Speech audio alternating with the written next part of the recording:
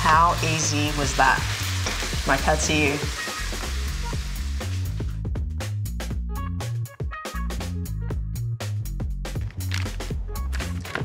Pad see ew.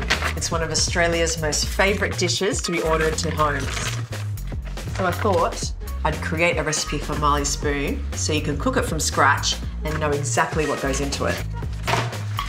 First step is to prepare the vegetables. The first must in a pad see ew is some Chinese broccoli. Cut the leaves and keep them separate to the stems and cut them into 4cm lengths. Chinese broccoli is a traditional pad see ew ingredient, and I keep the leaves and stems separate because they do cook at different rates. Next up is some garlic. I'm just going to finely chop, or you could use your crusher. If you don't know what pad see ew is, it's a Thai rice noodle dish. Pad means fried, and see ew means soy sauce. I'm just getting all of the ingredients ready first. Onto a zucchini. So just trim off the ends. Zucchini isn't a traditional ingredient to be added, but I like to create some noodles or zoodles. So I just use a julienne peeler until I reach the seeds, and then I'm going to coarsely chop the seeds because we don't want to waste anything. Now I'm just chopping up the seeds, just into 1cm chunks or so. Next I'm going to prepare some snow pea sprouts, and I love adding them to Asian dishes and cooking them. You would normally have them as a salad ingredient, but they add a really nice freshness and texture to the dish. So I cut them into thirds. If you leave them whole, they can be a little stringy when you eat them, and pour over some boiling water just to kickstart the cooking process and blanch them until they're really bright green and drain and refresh under cold running water.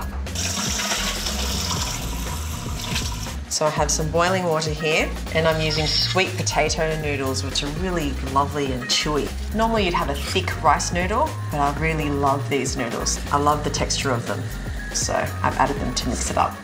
While that's cooking, I'm going to make up the sauce. Just adding some soy sauce, and here I have some ketchup mayonnaise, which is sweet soy sauce. And I'll also add some oyster sauce. The great thing about making a dish like this at home is it's a taste of takeaway. You know exactly what's going in it, and you made it yourself. Add some white vinegar, or you could add rice vinegar. Give it a good whisk. Even though I've eaten this dish countless times, I still get really excited about cooking it and serving it to my family. The noodles have been cooking for about 6 minutes, so they're ready to drain now. Step 4, I'm going to prepare the beef. So I have some rump steak here. I'm just going to really thinly slice it across the grain so it's nice and tender, and into thin pieces so it spreads around throughout the dish. Season with a bit of salt, and then heat some neutral oil, rice bran or vegetable, are good ones to use. Nice and hot. You only need to cook it for about a minute or so until it's nice and brown and sealed, and then transfer it to a plate. Leave it on the side to rest. Now add broccoli stems and the garlic. Stir fry in the pan for about a minute. Okay, so now I'll put in the broccoli leaves and the chopped zucchini and stir fry for another couple of minutes. I'm just going to push the vegetables to one side and crack in an egg.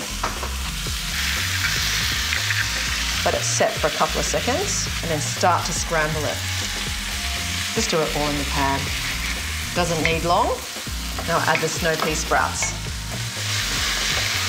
Return the beef to the pan and any of the resting juices, the zucchini noodles or zoodles,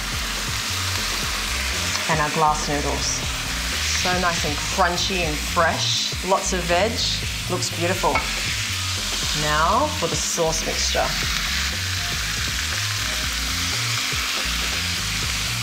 Adds a nice richness and sweetness, and those caramel notes with the ketchup mayonnaise. How easy was that? No need to order takeaway again. My pad see ew.